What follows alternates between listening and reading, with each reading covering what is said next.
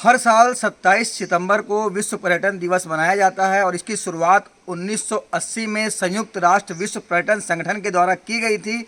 मैं बात करूं अगर अविभाजित कोरिया जिले की, तो यहाँ पे पर्यटन की अपार संभावना है। कई पिकनिक स्पॉट हैं, कई पर्यटक स्थल हैं।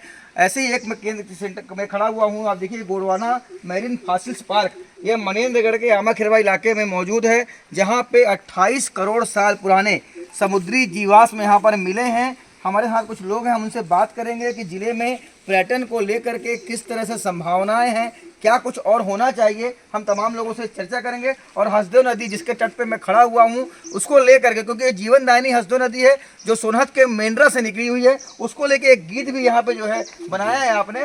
मैं चाहूँगा कि आप उस गीत के बारे में बताएं, किस तरह की रचना वो आपकी है, उसके बारे में बताएं। ये क्या है कि मुझे लगा कि अब मेरी उम्र 60 साल हो गई है और बचपन से मैं इसका जल पीते आया हूँ। तो जैसे भूमि ऋण और देश ऋण और कई प्रकार के मातृ पितृ ऋण होते हैं, वैसे ही मुझे लगा कि ये इसका भी एक ऋण है, तो कुछ न कुछ इसके लिए लिखना चाहिए और करना चाहिए। तो मैंने फिर वहाँ से मेंढरा जाके वहाँ से जानकारी ली और उसके ऊपर एक आरती जैसी लिखी। तो वो आरती मैं पुरातन हिसाब जैसे नहीं लिखना चाहता था, मैं चाहता था उसमें जो मेन स्थान है वो सब का जिक्र भी हो। जैसे मैंने शुरुआत की, जय हसदेव माता मैया, जय हसदेव माता, मेंढरा डोल से हुई अवतरित तेरी जलधारा, और उसमें आगे चरण पड़े माँ तेरे, वहाँ चंदन वन सारा। ऐसा करके जो जो उसमें आता है, चंदन वन और अमृत धारा, और मैंने लगभग सभी जगह का जिक्र किया है। ऐसा करके मैं अपने लोगों को या आसपास के लोगों को ये जानकारी देना चाहता था कि मतलब ये चीज़ें हैं जो हमारे यहाँ का गौरव है, हमारे इधर का गौरव है, और हमें इसे संरक्षित और सुरक्षित रखना है। और ख़ासकर मुझे जो जहाँ से हसदेव नदी निकलती है, वो स्थान देख के दुख हुआ कि वहाँ पर क्यों ना अमरकंटक की तरह एक स्नान कुंड बनाया जाए और एक हसदेव माता का मंदिर बनाया जाए, और ख़ासकर उस स्थान को सुरक्षित किया जाए, क्योंकि वहाँ जीव जंतु भी उसमें कुंड में पानी पीते हैं। लोग भी प्लास्टिक की बोतल वगैरह लेके उससे पानी निकालते हैं, और वो क्या सुरक्षा के लिहाज से अभी सही नहीं है। तो देखिए, एक बड़ी बात निकल के सामने आई है कि जो हसदेव नदी जो सोनहत के मेंढरा से निकली और जो उसका उद्गम स्थल है, उसको किस तरह से कुंड के रूप में उसको जो है संरक्षित करना चाहिए। जिस तरह से अमरकंटक में जो है नर्मदा नदी का जो उद्गम बना हुआ कुंड बना हुआ है, तो इसको लेकर के जो है उसको जो प्रयास होना चाहिए। हमारे साथ में जिले के पर्यटन और पुरातत्व विभाग के प्रभारी विनोद पांडे जी हैं। जिस तरह से बात आई हसदेव नदी का जो उद्गम स्थल है उसको संरक्षित किया जाए, और क्या लगता है आपको जिले में और क्या कुछ होना चाहिए? जिले में देखिए, पर्यटन की अनेक संभावनाएं हैं और लगातार जिला प्रशासन कलेक्टर सर के निर्देश पर जिले के जितने भी पर्यटन स्थल हैं, चाहे छोटे हो चाहे बड़े हो, उसको उन्होंने नामांकित करवाया है। और क्रम से जैसे फॉसिल्स पार्क है, या जो अभी धवलपुर में जो मूर्ति प्राप्त हुई है, छिपछिपी में जो हमारे यहाँ मूर्ति प्राप्त हुई है, और जनकपुर जहाँ पर रॉक पेंटिंग्स हैं, जो रॉक पेंटिंग्स काफ़ी पुराने हैं, और उन सभी को हम लोगों ने संरक्षित करने के लिए नियमबद्ध रूप से प्रक्रिया बनाना शुरू कर दिया है। और कलेक्टर साहब खुद अगले हफ्ते इसके दौरे में जाएंगे और नियंत्रण करके हम उनको प्रयास कर रहे हैं कि उनको आगे बढ़ाएं।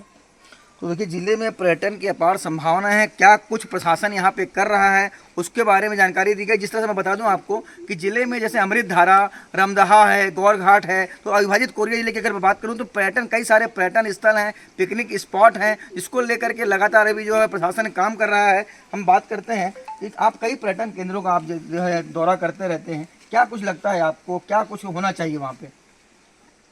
देखिए, ये अंचल जो है पूरा, एक सबसे बड़ी बात है कि भगवान राम के समय से जो उनकी वनवास की यात्रा थी, उस यात्रा का एक गवाह है ये क्षेत्र।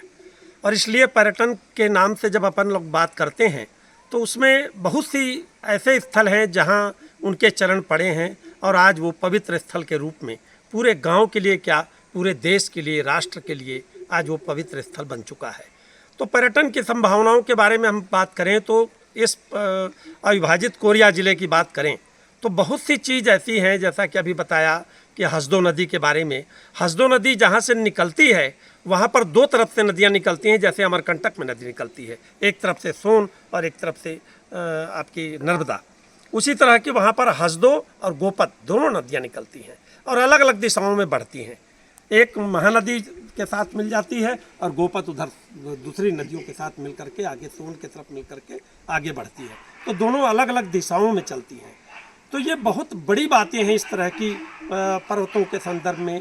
जैसा कि अभी चर्चाएं हो रही थी और भी बातें हो रही थी कि मैंने तो लगभग अभी तक 30 पर्यटन स्थलों का इस क्षेत्र में अध्ययन किया है और उन पर लेख लिखने की कोशिश की है ताकि लोगों तक एक जन जागृति हो सके। मुझको ऐसा लगता है कि पर्यटन आर्थिक विकास के साथ साथ इस अंचल के सांस्कृतिक और सामाजिक विकास की भी एक मुख्य धारा बनकर उभरेगी। और ऐसा प्रतीत होता है मुझको कि यदि इसके बारे में, पर्यटन के बारे में ध्यान दिया जाए, जैसा कि अभी पांडे जी बता रहे थे, यदि ध्यान दिया जाए तो ये अंचल पर्यटन के मामले में नंबर 1 हो सकता है।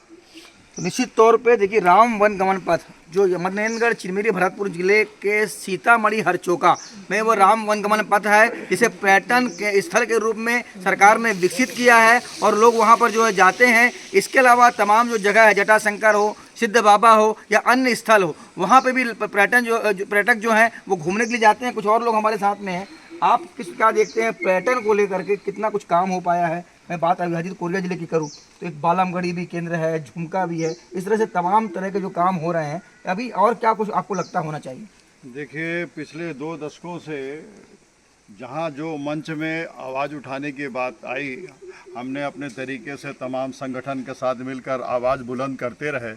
मुझको याद आ रहा है कि जब सती मंदिर की बात आई, बरतुंगा के सती मंदिर में, कि वो 6वीं और 7वीं शताब्दी की वहाँ पर जो है मूर्तियाँ दफन है, उसे ब्लास्ट ना किया जाए, उसके लिए पत्राचार हुआ। लोग जो है, जागरूक लोग जो है पत्राचार करके उसको बचाने का प्रयास किए, लेकिन उदासीनता के कारण वहाँ पर जो है SCCL अपना कोयला वोला निकालने के लिए उसको जो है विस्फोट किया और जो भी उसमें साक्ष्य हमें मिलने चाहिए थे वो साक्ष्य जो है नष्ट हो गए। लेकिन ऊपरी तौर पे जो 6वीं और शताब्दी की जो मूर्तियां मिली हैं, जिसमें वहाँ के जो राजा प्रजा चंद्रमणि का यशगान जो लिखा हुआ है, वो समझिए छत्तीसगढ़ में एक शोध का विषय है, बहुत बड़ी बात है। और यहाँ की आबो हवा, यानी इस हम मनेन्द्रगढ़ से 22 किलोमीटर दूर की बात करें तो यहाँ का जो एटमॉस्फेयर है उसका शोध करते हुए यहाँ पर हमने बहुत व्यक्तिगत रूप से बार बार जो है प्रतिनिधियों से मिलकर तितली पार्क के लिए हमने जो है प्रस्ताव दिया था और ये इस फाइल को आगे भी बढ़ाया गया, लेकिन न जाने किस व्यवस्था के तहत ये तितली पार्क भी पूरा नहीं हो पाया। और यहाँ जो चंदन है, यहाँ के जो आबो हवा है, यहाँ के जो विभिन्न प्रजाति की चिड़ियाँ हैं, यदि हम लालपुर साइड निकल जाएं तो 80-85 जो है प्रजाति की चिड़िया तो हमें शाम को 6 बजे से 7 बजे के बीच उजाले होने के बीच दिखाई देती है। इसलिए यहाँ पर बहुत संभावना है कि हमारे जो ये पर्यटन को जो है बढ़ावा दिया जाए। बरतुंगा जैसे विशेष जो है ऐसी चीज़ें जो निकली हुई है उसका महत्व समझा जाए और सारी मूर्तियां जो खेतों से मिल रही है, पुरानी मूर्तियां मिल रही है, यहाँ पर जिला पुरातात्विक संग्रहालय की भी स्थापना किया जाए ताकि पर्यटक लोग आएँ और इस चीज़ को देखें, हम अपने अतीत से जो है वो जान सके, रूबरू हो सके। बिल्कुल बिल्कुल। देखिए, पर्यटन स्थल कई तरह के उपेक्षित भी हैं। तितली पार्क का काम अब तक नहीं हो पाया है और जिस तरह से बात आई, बरतुंगा में सती मंदिर के लेकर बात आई, और छत्तीसगढ़ का एकमात्र चंदन वन जो कि मनेन्द्रगढ़ चिरमिरी भरतपुर जिले में ही है। और कहीं ना कहीं जो एक समुद्री जीवाश्म की बात आई, 28 करोड़ साल पुराने समुद्री जीवाश्म यहाँ पर मिले हैं। तो निश्चित रूप से कई केंद्र ऐसे हैं, लेकिन कहीं ना कहीं उसको विकसित करने की जरूरत है। क्या लगता है आपको, जो पर्यटन की अगर मैं बात करूँ, तमाम स्थल हैं, लेकिन क्या कुछ हुआ है और क्या कुछ बाकी है? दरअसल MCB जो छत्तीसगढ़ का नवीनतम जिला है, इसमें धरती की प्राचीनतम धरोहरें पाई जाती हैं। आप अगर जियोलॉजिकल टाइम स्केल में देखेंगे तो गोंडवाना युग की धरोहर है। अगर आप आध्यात्मिक धार्मिक दृष्टिकोण से देखेंगे तो त्रेता युग की धरोहर है। अगर आप आदिम युग के दृष्टिकोण से देखेंगे तो आदिमानव की पेंटिंग्स भी है। अगर आप राजनीतिक युग की तरफ से देखेंगे, राजनीतिक दृष्टिकोण से देखेंगे तो कल्चरी युग की यहाँ पर मूर्तियाँ भी पाई जाती हैं। और जहाँ तक अभी जो हमारा फॉसिल पार्क है जिसमें हम लोग खड़े हैं, इसको तो नेशनल जियोलॉजिकल मॉन्यूमेंट घोषित कर दिया है भारत सरकार ने, और ये जियो हेरिटेज साइट भी के रूप में भी ये डिक्लेयर्ड हो चुकी है। प्लस यहाँ पर जो आदिमानव की पेंटिंग्स पाई जाती हैं उसको भी एक प्रकार का हेरिटेज बनाने के लिए अभी हमने 2-3 दिन पहले सर से मुलाकात थी, कलेक्टर सर से मुलाकात की। उन्होंने बोला, उनके जो सहयोगी हैं पांडे सर, उन्होंने बोला कि अभी हम लोग इसको यूनेस्को वर्ल्ड हेरिटेज साइट के रूप में, जो विश्व विरासत स्थल जो यूनेस्को का होता है, जिससे ये जो यूनिवर्सल आउटस्टैंडिंग वैल्यू की जो धरोहरें होती है, जिसको हम उत्कृष्ट सार्वभौमिक मूल्य की जो है धरोहरें कहते हैं, जो किसी देश काल की सीमा से ज़्यादा के परे महत्व रखती हैं, ऐसी जो धरोहरें हैं उनको हम यूनेस्को की लिस्ट में शामिल करेंगे तो ये दुनिया के नक्शे में ये एमसीबी जिला आ जाएगा। और चूँकि ये एलिजिबिलिटी रखता है, इसके लिए हर मानदंड पूरे करता है। जो मानदंड यूनेस्को की साइट में, विश्व धरोहर की साइट में शामिल होने के लिए जो मानदंड निर्धारित है, उसमें से ये जो हमारे पास रॉक पेंटिंग्स है जो कि भीमबेटका में पाई जाती हैं मध्य प्रदेश के पास, वो ऑलरेडी विश्व धरोहर स्थल यूनेस्को द्वारा घोषित किया जा चुका है।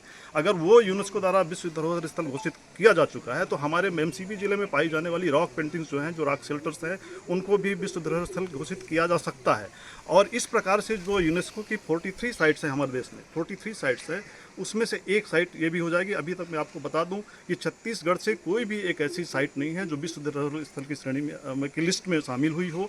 और अभी तक, यहाँ तक कि अभी तक टेंटेटिव लिस्ट जो होती है उसमें भी किसी भी हमारे विश्व धरोहर का प्रपोजल नहीं सबमिट हुआ है।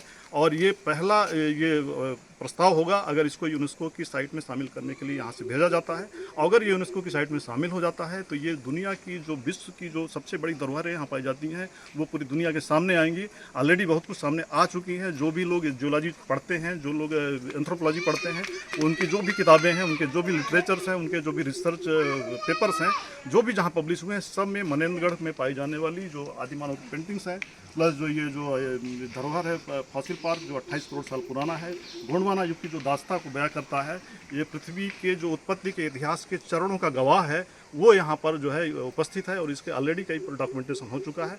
लेकिन इसको जो इज्जत मिलनी चाहिए, जो इसका महत्व मिलना चाहिए, वो तभी मिलेगा जब इसको यूनेस्को साइट में शामिल किया जाएगा। तो बिल्कुल बिल्कुल, देखिए एमसीबी जिला जो है ये पूरा दुनिया में जो है देश में जाना जाएगा। और जिस तरह से बात हो रही थी, जो तमाम लोगों के जो विचार और सुझाव आए हैं, आप चूँकि प्रशासनिक रूप से यहाँ पे मौजूद हैं, कलेक्टर से आप जितने जो सुझाव आए हैं, जो अपेक्षित हैं जो चीज़ें, उसको क्या करेंगे आप, किस तरह से पहल करेंगे?